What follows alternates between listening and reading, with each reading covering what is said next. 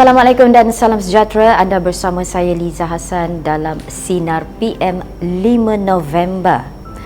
Pembentangan belanjawan esok pastinya menjadi tumpuan rakyat.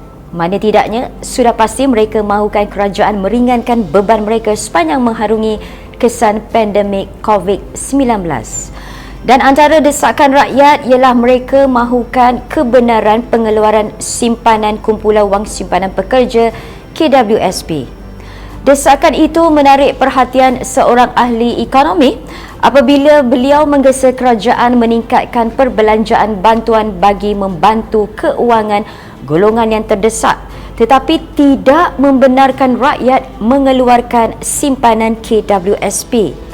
Memetik sebuah portal, Firdaus Rosli dari Malaysian Rating Corporation berkata, tidak dinafikan banyak pihak memerlukan bantuan segera dan wang itu perlu datang daripada kerajaan, bukannya simpanan persaraan mereka.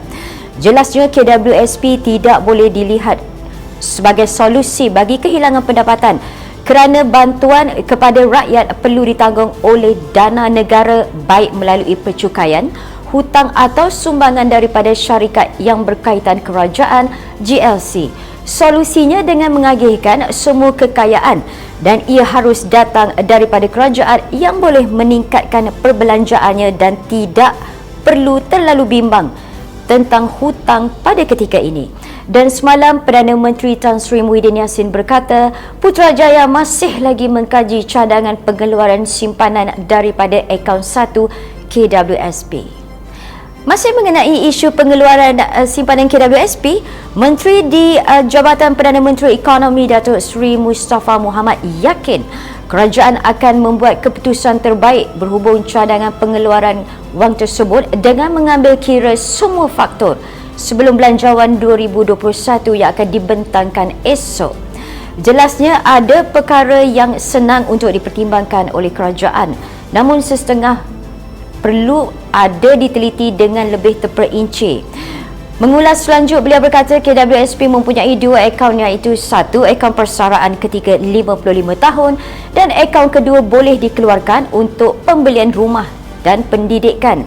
Namun isunya hanya 70% sahaja yang mempunyai simpanan kurang RM50,000 dan ianya 1% amat besar. Dan setakat ini KWSP mempunyai keahlian 14.5 juta, namun yang masih mencarum hanya 8 juta saja. Apapun katanya, sama-sama kita nantikan pengumuman kerajaan dalam pembentangan belanjawan esok.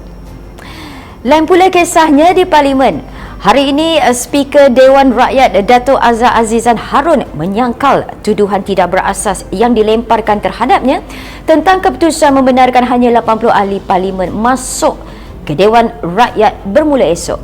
Beliau berkata tindakan itu adalah keputusan konsensus semua ketua whip parti dan had 80 ahli Parlimen yang dibenar masuk ke Dewan hanya melibatkan masa perbahasan sahaja dan tidak ketika undian dibuat. Jadi katanya tidak ada pembohongan atau penipuan seperti yang heboh di laman Twitter sejak tengah hari tadi. Kenyataan itu juga bagi menjawab persoalan ahli Parlimen Jelutong RS Raya yang mahukan penjelasan. Okey, setiap kali kita terbaca coretan bekas Perdana Menteri Datuk Seri Najib Tun Razak di laman Facebooknya, pasti ada yang mencuri perhatian. Dan terbaru, bekas Perdana Menteri itu membangkitkan tindakan pemimpin veteran DAP Lim Kit Siang yang beberapa kali menyentuh soal pelantikannya sebagai pengerusi Kelab Penyokong Kerajaan Barisan Nasional BNBBC pada 1 November lalu. Dan Najib secara menyindir berkata beliau dilantik sebagai pengerusi BNBBC dan bukannya DAP BBC. Menggelarkan Kit Siang sebagai uncle, Najib menambah sejak Isnin lalu pemimpin DAP itu sudah 6 kali membuat hantaran untuk mempertikaikan keputusan dalaman BN melantik beliau sebagai pengerusi BNBBC. Beliau juga berkata Kit Siang begitu obses dan takut kepadanya. Najib dipilih sebagai pengerusi BNBBC iaitu ketua kepada ahli Parlimen BN yang tidak termasuk dalam kerajaan. Kita beralih ke perkembangan COVID-19. Menteri di Jabatan Perdana Menteri Tugas-Tugas Khas, Datuk Seri Muhammad Rizwan Mat Yusof berkata, lockdown atau sekat keluar masuk secara menyeluruh tidak perlu dilaksanakan pada masa ini, namun masih boleh dipertimbangkan bagi memenangi penularan pandemik COVID-19.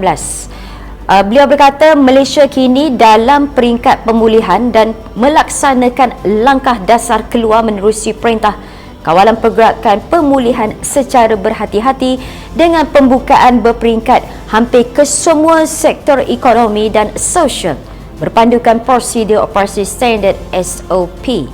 Katanya mekanisme pengurusan krisis negara ketika ini telah berjaya mengawal penularan COVID-19 dan mengelakkan fasilitis kesihatan seperti hospital dan klinik terbeban dengan jumlah kes yang terlalu tinggi.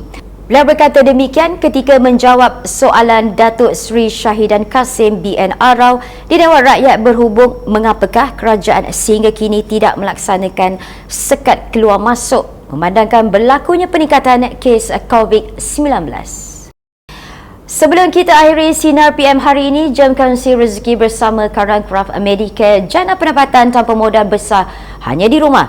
Dan kepada anda, teruskan setia bersama Sinar Harian di portal Facebook, Instagram, Twitter dan YouTube. Serta jangan lupa muat turun aplikasi Sinar Harian bagi mengikuti perkembangan semasa dalam dan luar negara.